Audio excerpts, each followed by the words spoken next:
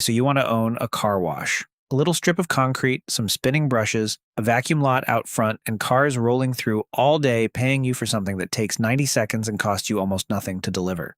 No inventory to restock.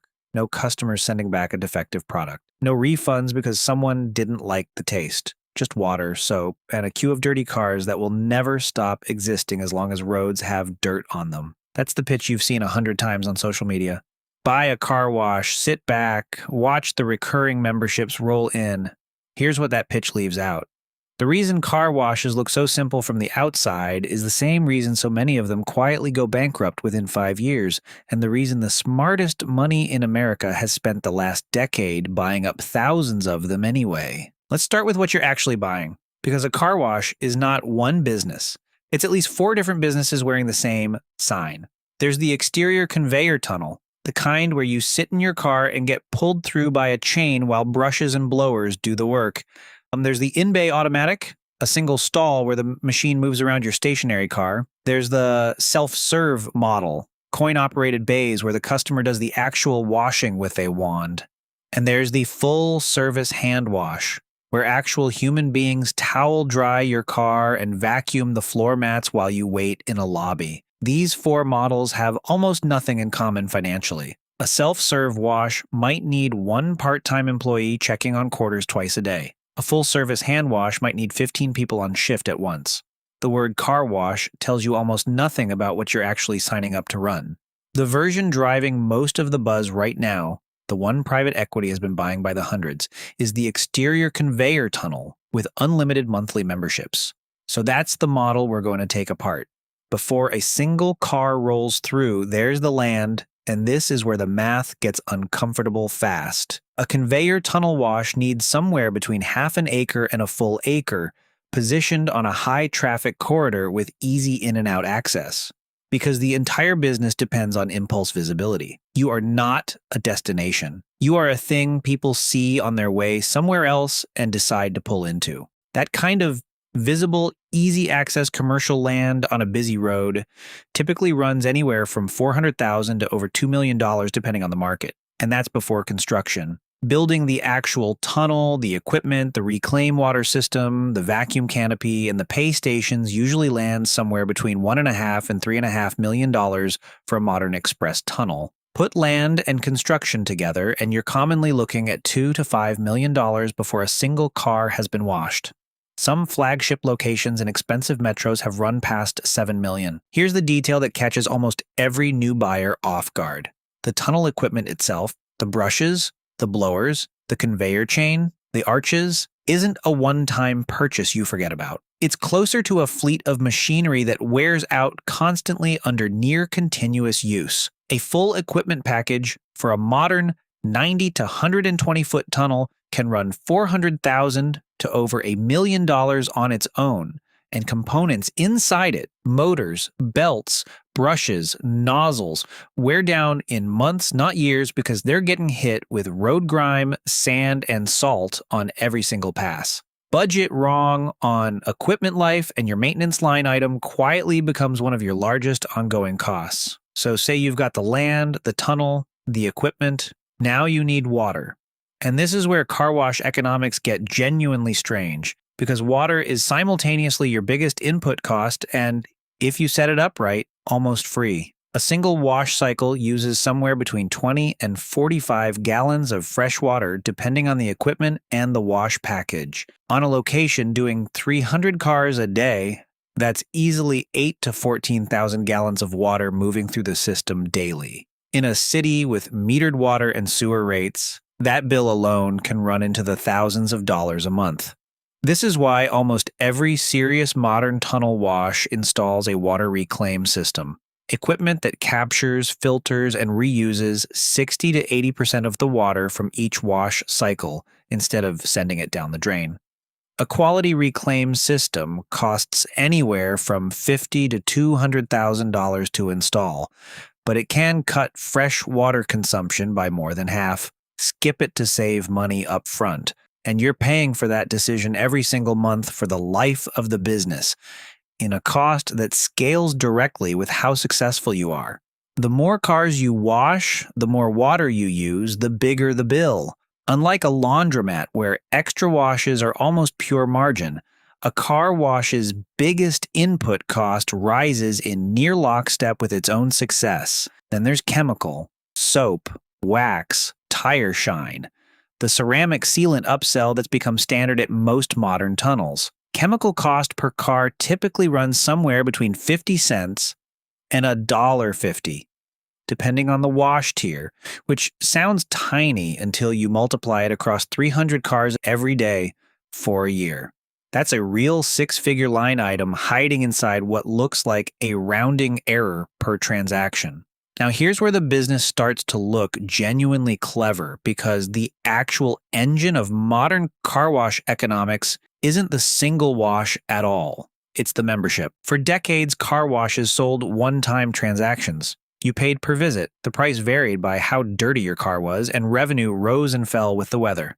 Then the unlimited monthly membership model spread across the industry, and it changed everything. A customer pays somewhere between $20 and $40 a month for unlimited washes, however many times they want. On paper, that sounds like it should hurt margins, because your heaviest users could theoretically wash their car every single day for free after the first visit. In practice, the opposite happens. Most members wash their car once or twice a month. The membership price is calibrated around the average member using it far less than the unlimited label suggests, which means a location can often generate more predictable revenue per customer from members than it ever did from one-off visits, while also solving the industry's oldest problem: empty lots on rainy days. Because here's the thing about a car wash that depends purely on single transactions. Rain kills you twice. Nobody wants a car wash in the rain, and the car doesn't need one anyway because it's about to get rained on. A membership model breaks that dependency almost entirely, because you're getting paid whether or not the customer shows up this week. Industry-wide, well-run subscription tunnels now often generate 60 to 80% of their total revenue from memberships rather than one-time visits, which is the single biggest reason this business went from a weather-dependent side hustle to something institutional capital wanted to own at scale. But membership pricing is also where the trap hides. And it's a trap that looks exactly like the co-tenancy clauses buried in a mall lease, or the fixed lease payments that sank a hospital chain. Once you set your membership price and a customer signs up, you can't easily raise it on existing members without risking cancellations, but your costs, water, chemical, labor, equipment wear, keep climbing with inflation regardless. A wash that priced its unlimited membership at $25 a month in a low inflation year can find itself 3 years later delivering the exact same unlimited service at the exact same price, while water rates, chemical costs, and technician wages have all climbed 15 to 20%.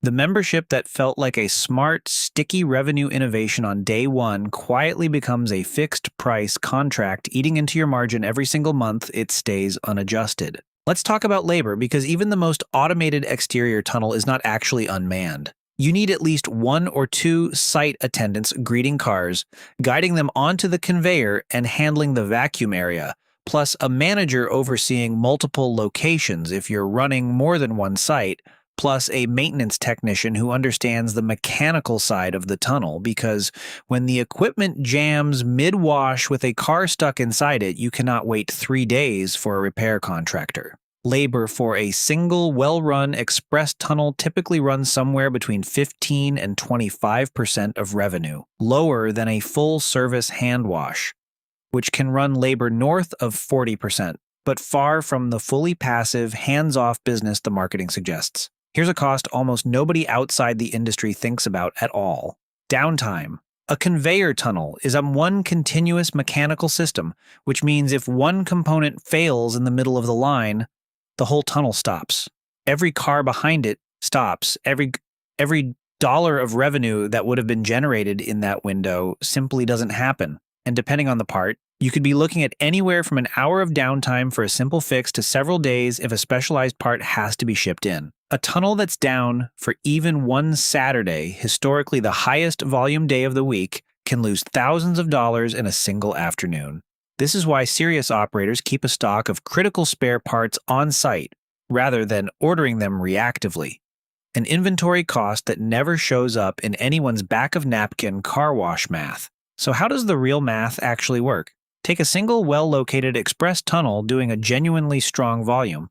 say 300 cars a day, roughly 110,000 washes a year, split between one-time visits and a healthy membership base. At a blended average revenue of around $12 per wash once memberships are factored in, that's approximately $1.3 million in annual revenue. Subtract water and chemical at roughly 10% of revenue, subtract labor at around 20%, subtract equipment maintenance, insurance, credit card processing fees, and the debt service on that $2 to $5 million initial build, and a well-run single location typically nets somewhere between 15 and 25% EBITDA margin in a genuinely strong year. On our example location, that's somewhere around $200,000 to $300,000 in earnings before interest, taxes, depreciation, and amortization. Now the bad year. A new competing tunnel opens 2 miles down the same corridor, because in this business, unlike a mall or an airport, there's no scarcity protecting you. Anyone with enough capital can build a second car wash across the street from yours. Your membership base gets split as customers chase the newer, shinier location or a cheaper introductory offer. Membership churn, already a quiet problem in this industry, at 15 to 20% of members canceling in a typical year even without new competition, spikes higher. Your car count drops from 300 a day to 200. Your fixed costs, the debt service, the base staffing, the insurance barely move because none of that cares how many cars come through. That same location can slide from $250,000 in annual earnings to a thin single-digit margin or an outright loss on the exact same building, the exact same equipment, the exact same street address. This is the part of the story that explains why private equity has been buying these by the hundreds, despite that volatility. Because the way institutional money makes this work isn't really about optimizing one location. It's about scale and multiples. A single independent car wash typically sells for somewhere around 4 to 6 times its annual EBITDA. But when a private equity platform assembles 30, 50, 100 locations under one operating brand, standardizing chemical purchasing, centralizing management, negotiating better rates on equipment and insurance across the whole portfolio, that combined platform can sell to a larger buyer at a meaningfully higher multiple, sometimes 10 times EBITDA or more, purely because of the platform's scale and predictability. The profit isn't just in washing cars. It's in the arbitrage between what a single independent operator's earnings are worth and what those same earnings are worth once they're bundled into something institutional sized. This is precisely why so many of the car washes on your own street corner have quietly changed ownership and sometimes changed names over the past several years, even though the building and the equipment barely changed at all. So does owning a car wash actually work as a business? The honest answer is that it depends enormously on something almost nobody researches before they buy in: your specific corridor's competitive saturation. Because this business has none of the built-in scarcity that protects a mall, an airport, or a sports franchise. There's no license limiting how many tunnels can open on the same stretch of road. There's no waiting list to join a protected league of car wash owners. If your location is strong and undersaturated, the membership model gives you something close to the predictable, recession-resistant income the marketing promises. But that same low barrier to entry that made the industry attractive enough for private equity to buy hundreds of locations also means someone else can build a nicer, cheaper tunnel 2 exits down at any time, with no rule stopping them. A car wash isn't really a real estate business or an equipment business, even though the sign in the parking lot makes it look like both. It's a business built entirely on convenience and habit, on being the specific spot a specific driver passes on their specific daily route. And the moment a shinier, cheaper habit opens up half a mile away, the water that used to be nearly free starts running straight into someone else's tunnel instead.